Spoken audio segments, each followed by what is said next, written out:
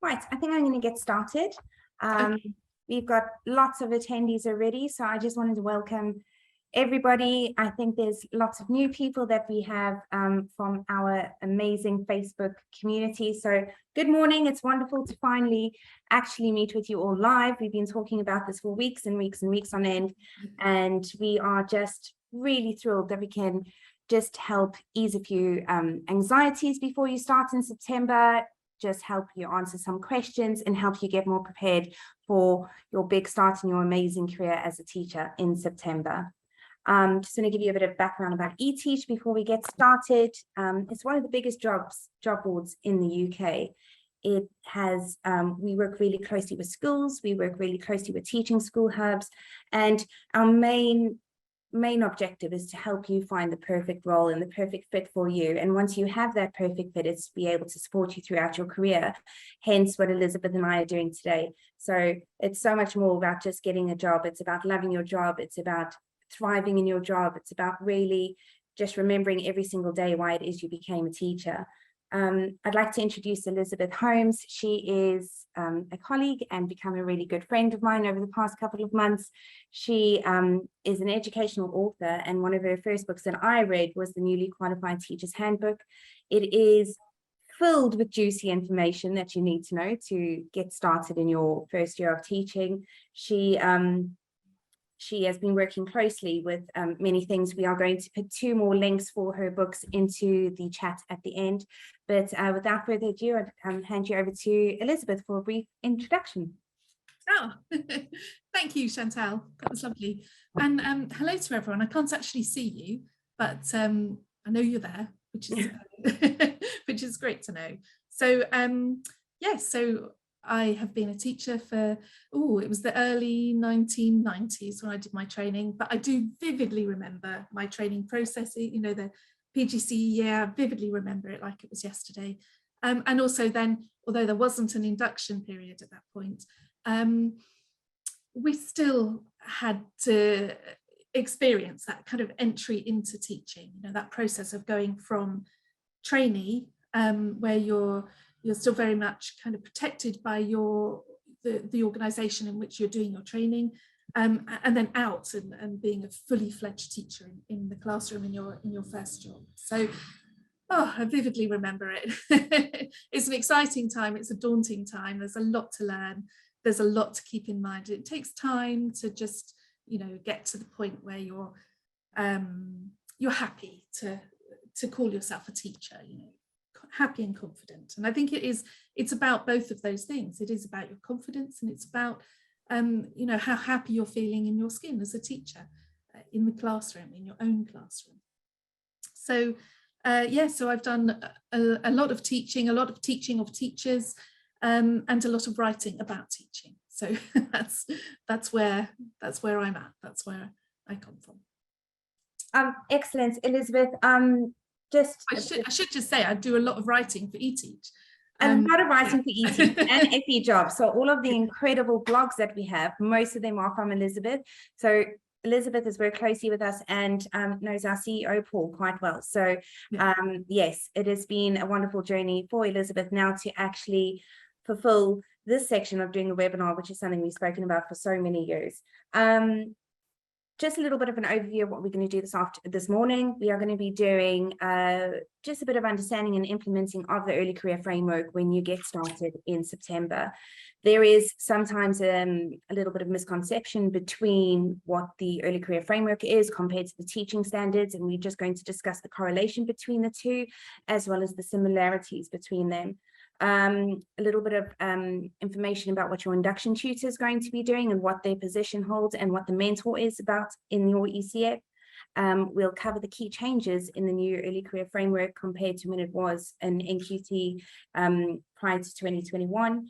And then the most important thing, I think, is what to do if it all goes wrong, which hopefully with all the support that we're going to give you, we're not going to get to that stage, but it's really, really important to know who to go to, what to do, and what are the steps that you need to take if things do go wrong.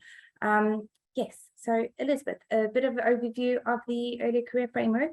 I think from my side, what I understand from it is how it is identifying the knowledge and skills that you as an ECT will need to know for the first few steps in your career. Elizabeth? Yeah, absolutely. That's the early career framework. And I would just say, there are various documents involved in your induction process for the next couple of years. And I think, it's really important to make sure you've had a look at them, at least have a look at them online. I prefer to print them off, so I have copies of them. I can go through them. I can, you can become familiar with them. Yeah, absolutely. Absolutely. So that you have got them, you can refer to them, you become familiar with them. And I think, although I'd be very careful about saying, you should be doing lots of prep in the summer holidays, I do think you need to look after your well-being and make sure you have time kind of not thinking about teaching before you start in September.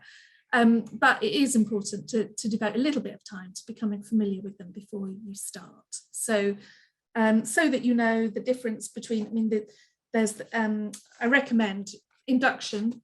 So look at the Induction document. It's very lengthy, but do print it off if that would be easier. Have a read of it, and also the early career framework.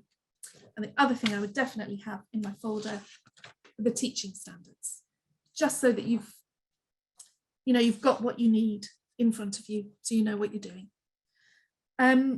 So the early career framework, we talk about, it's called the early career framework. I actually think it's a useful framework throughout your career. It's useful to refer to.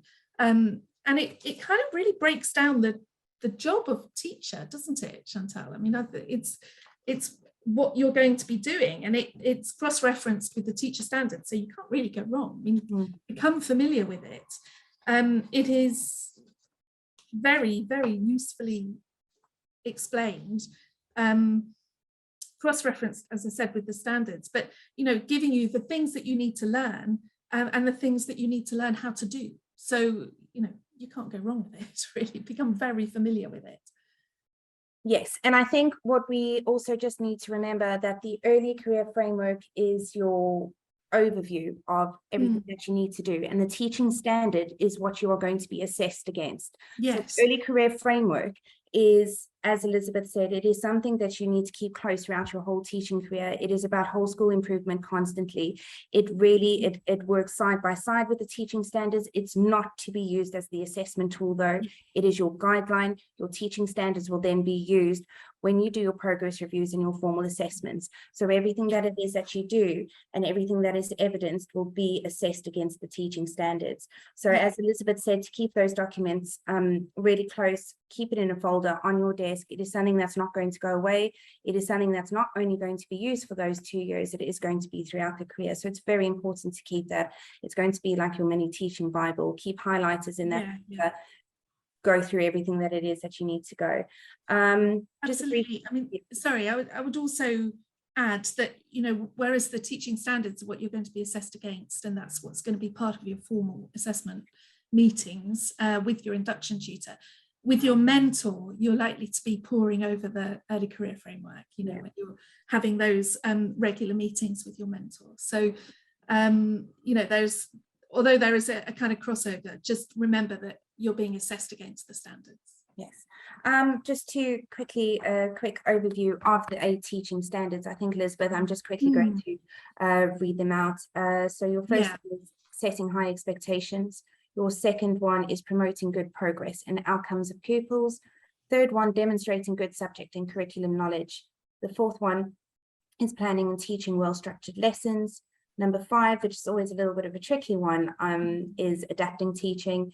6, accurate and productive use of assessment, which is something that it will be different in each school, especially when it comes to report time and how you collect data. Number 7 and number 8 would be part 2 of the teaching standards, which are generally the most difficult of the standards to evidence. So for me, those would be really important to go through very, very carefully. they are everything that you do as a teacher beyond what you can see written on paper. So your professionalism, following the morals and values and ethos of a school. So you're managing behavior effectively and fulfilling wider professional responsibilities are part 2 of the teaching standards. So as I said, those are generally the more tricky ones to evidence because they aren't necessarily an assessment that you've marked. Yes, so Elizabeth, anything from your side on the 8 teaching standards? Well, you know, like you say, you do need to be gathering evidence, and I think you know, that you can't have too much really. So what goes in hand with this is your developing ability to reflect on what you're doing, so becoming a reflective practitioner.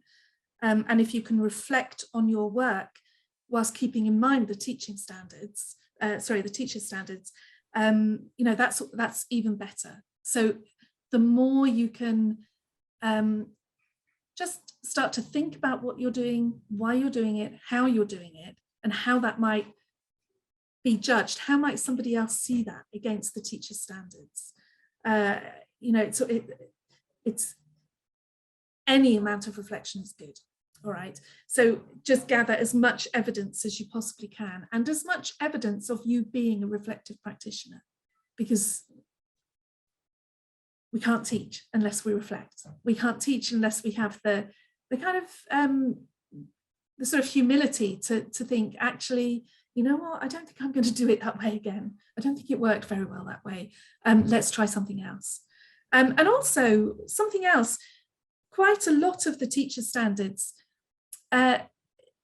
you need to think about in the context in which you find yourself. So in the context of the school in which you're teaching. So there are differences between schools. There's huge similarities as well, but there are differences. And I think, you know, to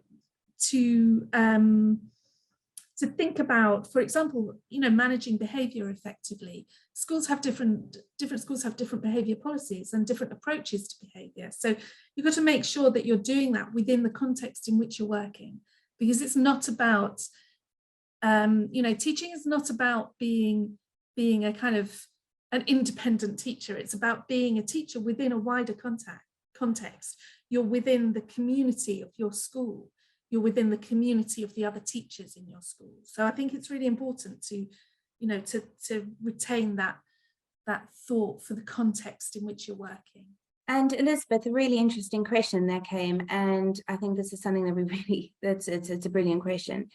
When you say gather evidence, what do you mean? So what it means by gathering evidence is every single thing that you do as a teacher and reflect on as a teacher. So for example, let me take one of them, plan and teach a well-structured lesson. So for standard 4, that is going to be something that you will be assessed against and the teaching standards.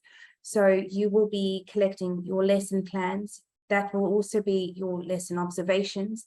Everything that you do within that lesson, so your plenaries, your actual, the assessment tools that you've used, the worksheets that you plan, the PowerPoints, gather it all in a folder on your computer. You do not need to print everything. And those are the kinds of things you're going to say when planning and teaching a well-structured lesson in your, I think, your action and development plan. You will say, for example, on the 10th of August, I did a mathematics lesson on fractions, and, you know, put hyperlinks into your lesson plans on your computer folder. I think that is really, really important to do from day one.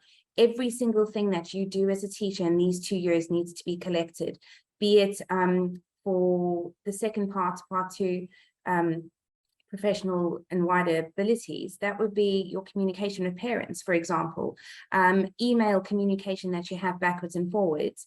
Save those communication aspects under a folder as well. Block out the names, obviously, for GDPR purposes, but keep those conversations that you've had with parents on your folder, because that is also part of your evidence, how you are dealing with specific things. Your planning for a parents' evening, for example, could also be something that you add into your evidence. So every single thing that you do, you need to try and have a physical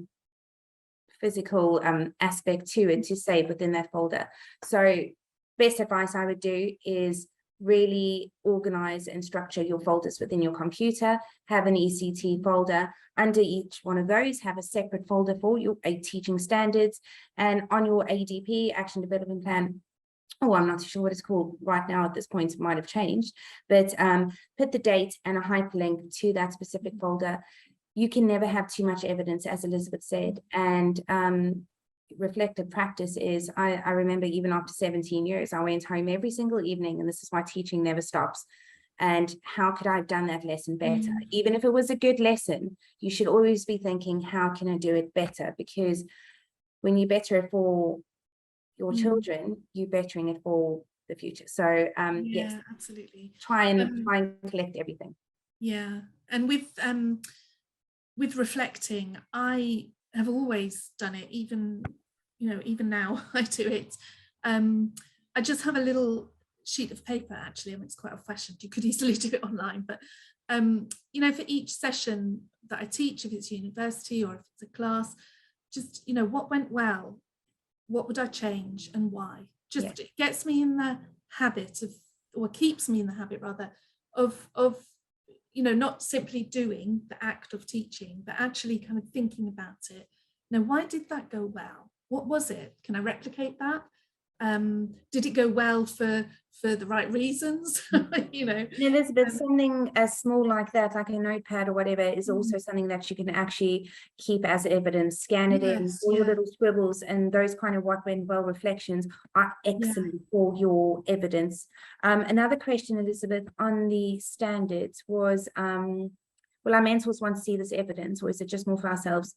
They will want to see it. It is for you. It is 100% for you, because everything that you evidence is making you a better teacher, because you are then able to record it and reflect on it and move on and improve it. Yeah, absolutely. So yes, your mentor will be very pleased the more evidence they have. So your mentor will be coaching you by using the early career framework, and then the induction tutor, which is generally the head or deputy head or a senior leader of the school, will then be doing all the observations and judging you against those standards. So the more that your mentor can guide you and coach you, the more evidence that you can collect, it will make it really easy when you do get to see your induction tutor for your formal progress reviews. Yeah, absolutely. And don't forget that your mentor, this is about relationship. This is about building a good, solid working relationship so that you can get the best out of your mentor. And that they can get the best out of you, and that can't happen, without the development of a relationship over those 2 years. So I would, to my mind, I would want to share this with my mentor. I mean, the mentor's going to want to see it anyway, but I think if you can want to share it, and want to use it to say, hey, this is good. I'm doing okay on this, and also, I've identified that this area needs a bit of extra support. What do you suggest? And the mentor can then either put some training in place or suggest that you talk to a particular member of staff, or, whatever comes next. Right, Elizabeth, the questions are coming in fast and furiously. So this is also a very interesting question. So my ECT provider specifically says that we are not expected to gather physical evidence. It's adding workload. Is this provider specific? Now, when they are coming, possibly what they're saying with physical evidence is, back in the day, a couple of years ago, it would be printing out, keeping big folders like this with all your physical evidence. They might say that it's not. I think it's really important. So I think everything that you're doing anyway is going to have some physical feeling to it when you're planning a lesson, whatever you're doing on your laptop or whatever. So it's not necessarily physical. It could just be in your folders on your laptop.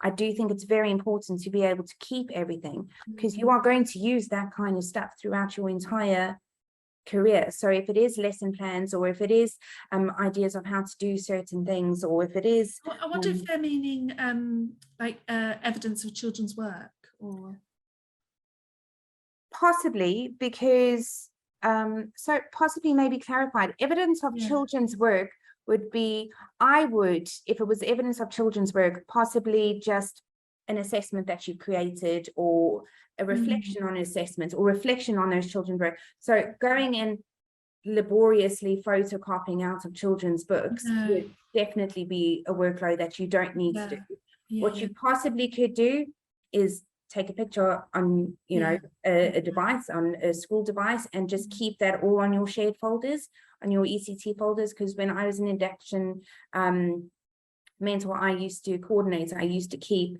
a shared folder on the school drive that everybody could access, which would just be easier. So that evidence that you need to, that physical evidence of children's work, that would be something that you would be doing anyway, because the school would need to be collecting this kind of evidence for the next time they have an inspection. So I would always encourage my ECTs that everything that they're doing on an everyday basis isn't just necessarily ECT. If you're doing it as a whole school, you keep that stuff anyway. So it's not like you're keeping evidence as a ECT and then separate for any expectation from the school.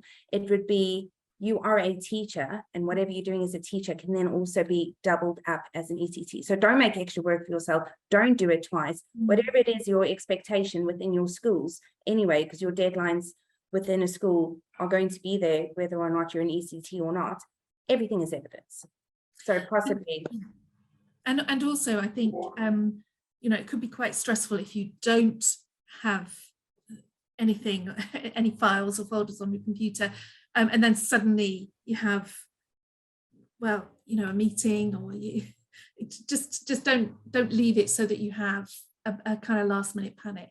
Exactly. And another physical evidence, especially now after COVID, a lot of work we would possibly do on Microsoft Teams. So when children had to do assignments or projects or whatever the case is, that can then also be stored as evidence. So you are not creating any extra work for yourself because it is already online. So that's also a really good idea to use that. So yes, I would keep everything you possibly can. And as Elizabeth said, don't wait till the end when you need it. And it's not extra work for ECT. You would be doing this as a teacher. The thing is, you just have to remember that the induction tutor, and then, you know, ultimately the appropriate body needs to know that you are consistently meeting the teacher's standards. So, you know, at least meeting the teacher's standards. And so they've got to have a way of reaching that decision. And I think without any evidence, that would be extremely difficult. Right, Elizabeth, just quickly, there is another question before that, but there is a question just further down about the evidence. It says on the Gov document, there is no requirement for ECTs to create evidence specifically to inform progress review. So is our everyday teaching resources enough? So that's exactly what I just covered now. So everything that you'd be doing as a normal teacher is the evidence that you need to create. So you do not need to do any separate activities or anything over and above what it is that you're already doing as a teacher.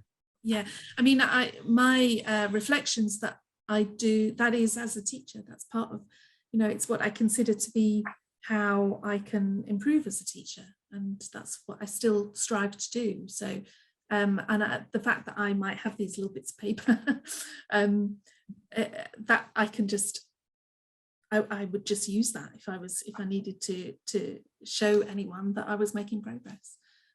So certainly in induction, I would say, look, this is how I'm exploring my teaching. This is how I'm reflecting. So so I mean, it's not about adding workload, but it's about not finding yourself with an impossible task as you're going through your induction, which would be a whole lot more stressful. Absolutely. Elizabeth, another question. How many observations are done by the mentor in the first year of induction? If I remember correctly, I think it is 2 per half term, or 1 per half term of the mentor. So it'll be 2 per term, which will be 6 per year, and then 12 by the end of the year, if I remember correctly. And then you have to do the same. So Elizabeth, correct me if I'm wrong. It's just that is from So I'm just reading the questions through there. But and also with observations, I think, you know, there will be formal observations, and that's part of your, you know, part of the induction process. But something that I think is really helpful is if you actually invite people in to observe you, so that you get used to having someone observing you. I know you've had that in your training. That's very much part of you know, getting to the point where you're at. But the more comfortable you can be with sharing what happens in the classroom, you know, being a teacher, it's a strange thing. It can be quite isolating, because the bulk of your day is you. You know, if you're fortunate enough to have TA in the room as well, then that's great, and the children, and that can be quite isolating. The more you can work in, you know, by inviting people into the classroom, I would say that's a positive thing, if, you know, if at all possible. So yes, so although there are a set number of observations for the formal progress review, yeah, for the, you know, for the formal part of induction, in a way, don't feel it's restricted to that, you know. Absolutely. Another question that has come up is about the completion of the ECT years. So this person is planning to do an MA part-time and pick up long-term contracts in schools to chip away my ECT years. Is that possible? Yes, it is possible.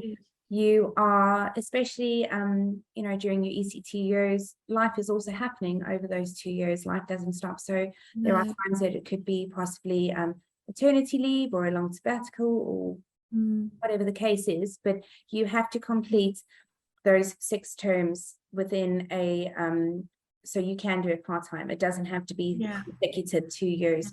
You could, as long as you've got a you know, a sizable chunk of at least a term. Yes. If you're doing short-term contracts. Yes. So I think advice would be, make sure that it is terms that you're doing. So you've gathered that evidence and all of the information has been recorded and is with the appropriate body in the school. So that would be really, really important to make sure that, because you possibly might even change schools, you might relocate. There are a lot of life factors that do come in during your ECT years that are taken into account. Yeah, especially now that it is 2 years. You know, a lot can happen in that time. A lot happens in 2 years. I mean, studying for an MA part-time, so that would be 2 years as well. And I do think that would be possible, but I mean, it's quite a lot. It is quite a lot to do. But I do think it'd be possible. I just think I would, you know, you just need to plan. I know whoever's posted that question will have thought this through. I'm not sort of trying, I'm not putting you off in any way whatsoever. But just, you know where your pinch points are going to be over those 2 years. There are going to be some quite demanding times over that period. So yeah, although, you know, if you're picking up long-term contracts, you might not do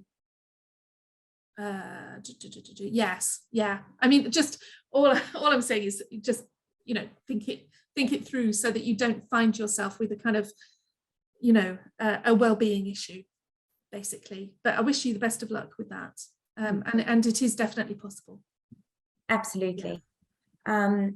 Just another quick question: is our mentor the person that passes us on our ECT years? No, it would be the induction tutor within the school, and then obviously that information is sent through to the appropriate body. So the ECT years, your mentor will be coaching and guiding you throughout the early career framework, throughout the process of it. Your induction tutor, who is the headmaster or headmistress or head teacher, whatever the case is, will then be doing all the observations, and they will then be judging you against the teaching standards. Your mentor will obviously be doing your lesson observations, working through, making sure that you're filling out all the paperwork and guiding you through writing your progress reviews. But it is the induction tutor that has the final overview of what is all happening. Yeah, and the mentor and the induction tutor should be working quite closely together, so that they should have, you know, there shouldn't be any surprises for you as an early career teacher. You should know at every step of the way how you're doing, basically. So you shouldn't get to a review meeting or any point really in the whole of your induction and then suddenly have something sprung on you. They should be working very closely together. So although the mentor is not the one that ultimately passes or otherwise, they will be working very closely with the induction tutor. Yeah. And I think that would be another question would be, how often should you meet with your mentor? And I'm going to bring in another question after that. Yeah, So yeah. you need to meet with your mentor once a week, at least. I would formally, you need to meet with them, but informally, Elizabeth and I have chatted about this.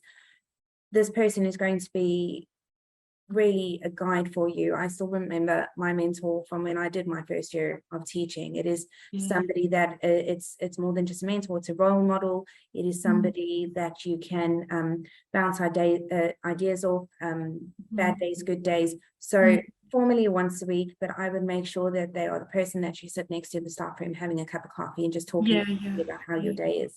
Yeah, absolutely. I mean, I had a mentor, although, you know, I didn't go through this process myself, but I remember going through those early years and I had a mentor who, you know, I could land in his office, and I do remember crying at some point actually, but you know, you can talk to, you can chat to. So yeah, it's not just about those timetable meetings, you know. Never underestimate the power of the quick conversation in the corridor, or those kind of informal, untimetabled conversations can also be incredibly useful. And I think it's really important to be aware that you are not expected to know everything. You are not expected to be absolutely perfect in your classroom. Just also reflecting on my first year many years ago, was I was really nervous for the very first parents' evening, and I was very privileged in the fact that person that was mentoring, it wasn't an official mentor, the person that was working with me was able to sit with me with those first parent meetings, it was invaluable, because it was just somebody just to guide. Also, another small thing was I got very overwhelmed in my first year. Like, I've never written a report before. You know of reports, you've received reports as a child, you've learned about reports at university, but now it is this is a legal document that you are now having to complete, and how to do it best so that you know, the children get the best reflection of what it is that they've done. So a mentor, it really needs to be a person that is so much more than just making sure you're ticking a box and having an official meeting. Yeah, absolutely. A quick question. Sorry, continue to build that relationship. Oh, definitely. Would be a question would be on the timetabling and your ECT entitlement and your PPA time. So just really what it is, in your very first year, you'll get 10% of your timetable needs to be ECT time, and that will be 10% on a normal teaching timetable. So not everybody's timetables will be different if they head of departments or if they SLT. So your timetable will be 10% less than of a normal regular teacher, as well as then over and above that, you'll get your 10% PPA time, which equates to 20% total, and which really is a day, an entire day of your own golden time. Yeah, so your PPA time would be 10% of the amount of time that you're teaching. So I think it's 10% of the 90%, but or something roughly. So what is very important, and I know this mistake happens quite often, is use your 10% ECT time, timetable it as ECT time. A lot of the it can't be used for cover, you can't be used to do moderation, invigilation. You cannot be, that is your golden time, and please be very aware to use that time for ECT time, because too often you get to the end of a 6-week period and you haven't filled in what you've needed to, or evidenced, or whatever, because you've used your 10% ECT time for what we all do: planning, marking, chatting, catching up with emails with parents. So please be very mindful that you do use that time for ECT time. Yeah, you can go and observe other teachers, you know, as long as you've you know, arranged it in advance, and that you have a very particular focus for that observation, but that's a perfect thing to do within that time. Yeah, absolutely. What else was I going to say about your time? Oh yes, the other thing is it should be in usable chunks. So so your school shouldn't sort of give you half an hour here and 20 minutes there. You know, it should be in a usable chunk of time during the week. So or maybe even 2 chunks of time, but you know, it then you can really do something with it. that's absolutely focused on your goals and targets for your induction. Yeah. Chantal, I just noticed there's one about, can you do your induction? Oh, where's it gone? Can you do it part-time? I think it's, sorry, I think more questions have just come in. Let me just find it. So can you do it part-time, and would it be over 2 years? If so, is that, where's that? That was the one about the masters. I thought there was another one somewhere. Did I miss that? Oh yes. May I ask, can ECT years, can they be completed on a part-time basis, and if so, and can it be done over the 2 years? So if you're doing it, so your induction period is 2 years full-time. So if you're doing it part-time, then it would be longer than the 2 years. So yeah. Yeah, so you can't do it part-time throughout the 2 years. It would be part-time in, you've got to do 6 full terms. Yeah. Unless you're doing a different route and you just go through the assessment process, and that's for somebody that has experience within the teaching of the classroom. That's exceptional in situations where you can be just the assessment only route. Yeah. So it would be longer than the 2 years. Good. Okay, mentor. Right, Elizabeth, another question would be, what do you do if it all goes wrong? Well, this, I mean, hopefully it won't, but sometimes it does. I think that's what we have to say. There shouldn't be any surprises. So there, you know, you're building on that relationship. It is your responsibility actually as an early career teacher to raise concerns as you go along, and you can raise concerns with your mentor, with your induction tutor, with your head teacher, if the induction tutor is somebody different. You can talk to your line manager. You can even raise concerns with the appropriate body. But also it's helpful to have someone to talk to who is outside of that process.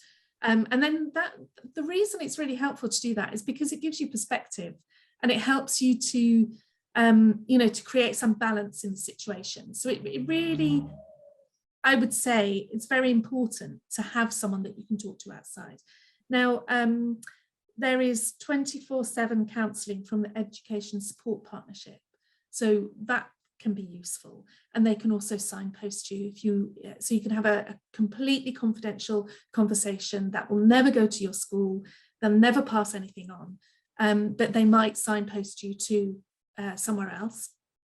Or if you're a member of a union, your union can give you advice and support. And they would say, you know, if it does all go wrong, unions would say, you know, please talk to us first. Don't put in formal complaints or anything. Talk through the process first, because they will always want to try to resolve things, you know, as calmly and as amicably as possible. So there's plenty of sources of support if it does all go wrong. And if you sense that things might not be going wrong, you don't feel you're being supported enough, please raise concerns as early as possible, so that they're small concerns that can be easily dealt with, rather than, you know, becoming bigger concerns that are harder to get to the bottom of. I think if you, it's, although I say that, you know, raise concerns as early as possible, I do understand that can be difficult. You know, you're busy, and sometimes we can be kind of, you know, tunnel vision. We're looking at the next class we're teaching, we're looking at the next lot of marking we've got to do, or whatever, the next lot of planning. And it can be difficult to really identify that something might be starting to go wrong. So that's where your reflection can be really helpful. You know, just keep on thinking, you know, how's it going? Maybe just on a weekly basis. Do I have any concerns that I need to raise? Just a quick yes or no. If it's a yes, you know. Elizabeth, would you have any advice as to are there many different unions out there? Is there? Yes, well, there's, yeah, I mean, I wouldn't give any advice on which union to join. I think you just need to you know, Google them, have a look at them. A lot of them have been, you probably encountered them through the process of your training as well, but yeah, have a look at them, see what suits you. A lot of them have got a lot of advice on their websites anyway, but you know, have a look, see what suits. and you know, see if joining a UBM is for you. And Elizabeth, just to close off on the support side of things, could you possibly please repeat the name of the education support organisation for counselling?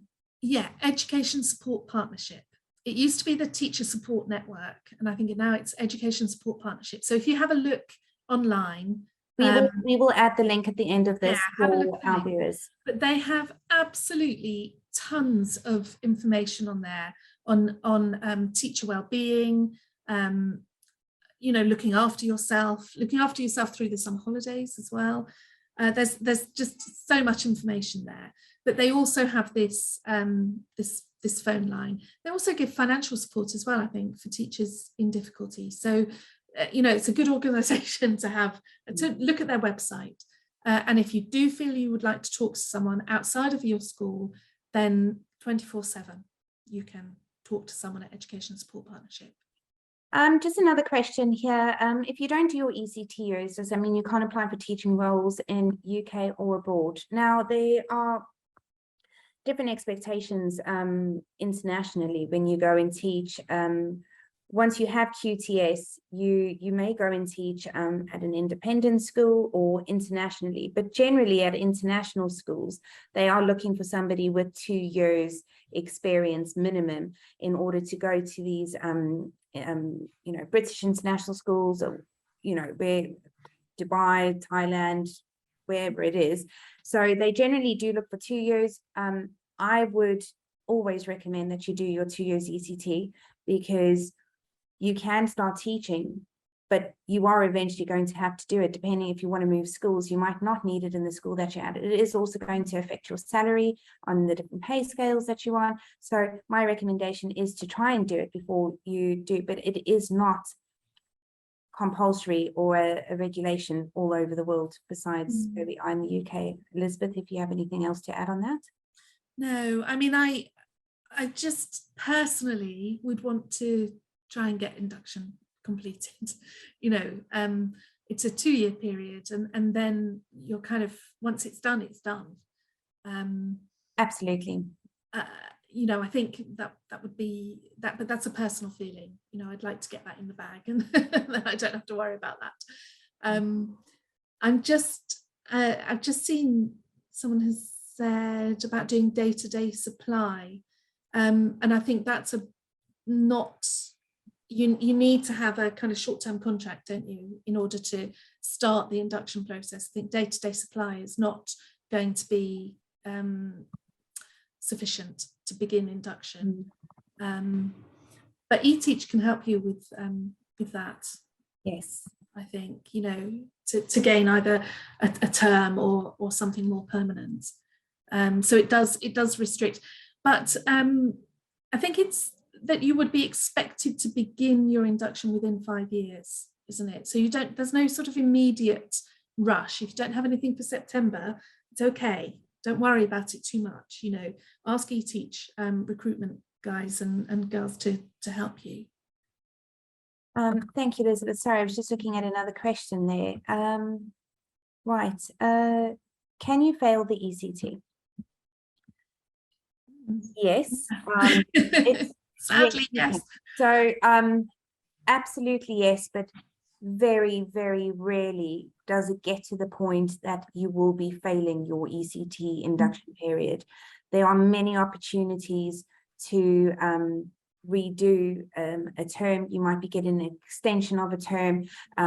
You will have support systems put in place. If it does seem that you are not passing the teaching standards and you are unable to evidence that you are completing and understanding and applying the teaching standards, there are support systems in place that, if you are talking to your mentor daily, will be put in place from a very early time period. So yes, you can fail it, but it is very unlikely that you would, if you are working with your mentor, doing what you need to do, making sure that the evidence is there.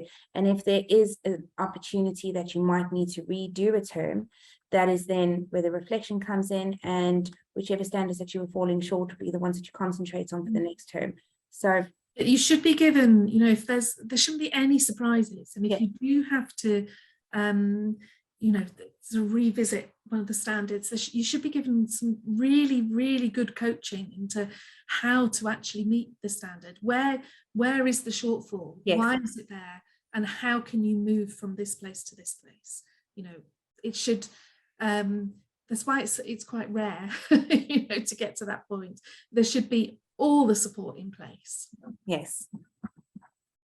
If it isn't, you know, if you've been told that there's a risk of failure and you feel that the support isn't there, then you really have to raise those concerns, you know.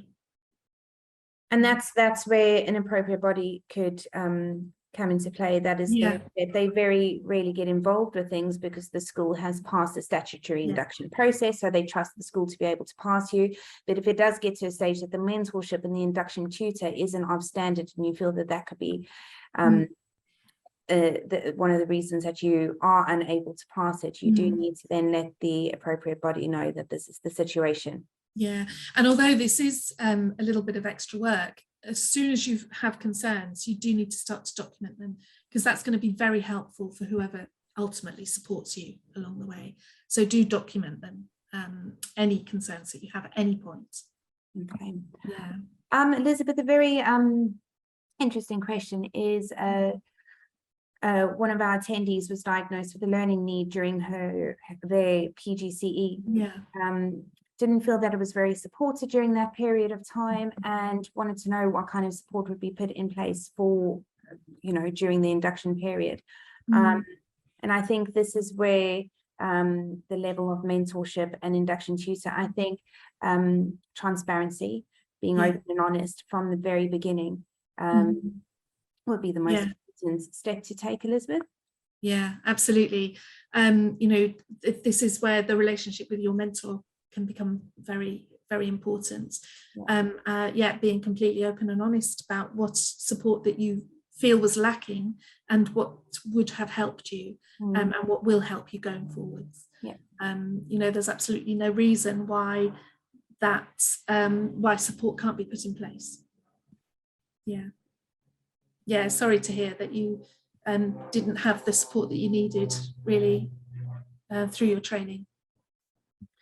Elizabeth, I'm going to start bringing it to an end with 15 minutes remaining. I just wanted to know if there was any other questions, or if there was anything that you wanted to add or give a bit of a sneak peek about next week's chat that we are going to have. Well, I just want to say, you know, this process will, your induction, you know, do enjoy it. This is your launch into the career. These are, you know, you are a teacher. You're going through some early career processes. They're very important, but, you know, be invested in the process and really try to enjoy it. This is what you've trained for, and I know for some people they dream of being a teacher for years and years. So really try and enjoy it. And I would say, if it ever feels like it's a little bit overwhelming, or like there's just too much to do, just go back to basics. You know, go back to having a look at the teaching standards. What is it that you're doing? You know, you're developing as a teacher, and this is a lifelong thing. You know, your development as a teacher is lifelong. So just go back to remembering that, and remember that, you know, there's a balance. To become an excellent teacher, you've got to know how to teach, you've got to know how children learn, and you've got to have really good subject knowledge. You know, which leads me on to, throughout your induction period, don't forget just to build on your subject knowledge little by little by little, because the more subject knowledge you have, the easier it is to teach. I really believe that. You know, the more subject knowledge, and just learn it little chunks by little chunks. You don't have to devote, you know, if I was to say to you, right, you know, you're going to be teaching, you're a primary teacher, you're going to be teaching RE, do you know enough about Hinduism? And if you don't know enough about it, right, spend the weekend learning it. Well, that's a futile thing to say. You know, it's not going to happen. It's not going to be helpful. But small chunks, you know, if you identify that you don't know enough about that particular religion, okay, then, you know, learn a bit more, little by little. So, and never forget, build your network, build your support, within the school, outside the school, online, within family and friends. Have that support network around you, and you know, never forget to nurture those relationships. And just to build on that, Elizabeth, I'm totally stealing this idea, and I saw it online the other day and I thought it was absolutely amazing. It was somebody posted, I can't remember, it was Facebook, but it was to keep a little scrapbook, and on the top of the scrapbook it was like, why did I become a teacher? And inside the scrapbook, it was the most wonderful idea. As I said, I cannot take any credit for it. And whenever there was a highlight, or you know, a letter from a student, or a really good day, or one of those powerful positive moments that made you think, just that's how I became a teacher. Keep it, because in every single career you're going to have a bad day, or there's going to be things that you don't really love, and that's when that scrapbook comes out and just reminds you exactly why it is that you became a teacher, because there's a reason that you went into this. Your early career teacher 2 years doesn't need to be overwhelming. You are a teacher. This is just a lovely system that's been put into place to support you throughout those beginning years.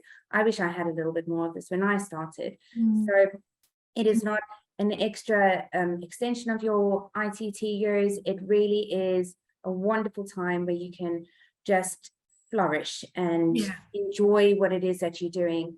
So just remember to be flexible. It's going to be a lot of changes. You might need to, as Elizabeth said, you might need to teach things that you haven't really expected. You might have too many children in your classroom, or you might have had maybe behavioral issues. Just be flexible. Don't get overwhelmed. Don't stress too much about the ECT induction period. It is literally a system put in place to support you. I mean, it's not to trip you up. It's not to find your weaknesses, you know, or if it is, it's to plug any gaps and to, you know, to support you. It's you know, it's not a way of tripping you up. Okay, so, you know, enjoy the process, and alongside the scrapbook. Sorry if I'm if I'm talking too much, but the something that I do, and I did very early in my career, I have a folder of things that I know will make me feel better. So, you know, it's you know, walks that I like to do. So pictures of the walk, favorite albums, you know, just to remind myself. You can get so kind of bogged down in the workload sometimes, but lift yourself up out of that, because you're more than that. You're not just a teacher. You're more than that. There's a wider aspect to your life. And you know, I think you have to remember that. So just have your folder, things that make me feel better. You know, your favorite recipe for your favorite cake, or whatever it is, people to meet up with, you know, having your favorite coffee, whatever. One of the biggest suggestions I always had with my team at the beginning of the school term was, have you got your next holiday planned? Always have something really exciting to look forward to. And teaching is all encompassing. And I say that in a really positive way, because when I was teaching, it was, I know everybody talks about work-life balance. For me, it was work/life. It was a part of me. It was a part of my family. We were all involved in. School is a wonderful place to get involved in, and it's okay if you think about it all the time, and make sure that you use the time that you have at school to be working on things, and not to get overwhelmed, and not to use your weekends to do schoolwork in a negative way. Do it because you want to, not because you have to. Organize your time in that way, and just make it a part of your life, instead of thinking it's not a job. This is absolutely not a job. This is a part of you. It's a part of your soul. It's a part of your life. It's a part of your family. And in a really positive way, I say that, because there is no better privilege, and I say this all the time, than being able to stand in front of that class and to be able to share a part of their lives with them, and to be able to guide them into. And at the end of the day, I think we need to remember that so often with the marking and the exams and everything, so overwhelming. We forget we've got little humans, or teenage humans, or and they need to have complete trust in us that we are there for them. And at the end of the day, that's all it's about. It's about them, and it's about making, you know, their next step easier. So don't forget that. Absolutely. Totally. And try to enjoy it.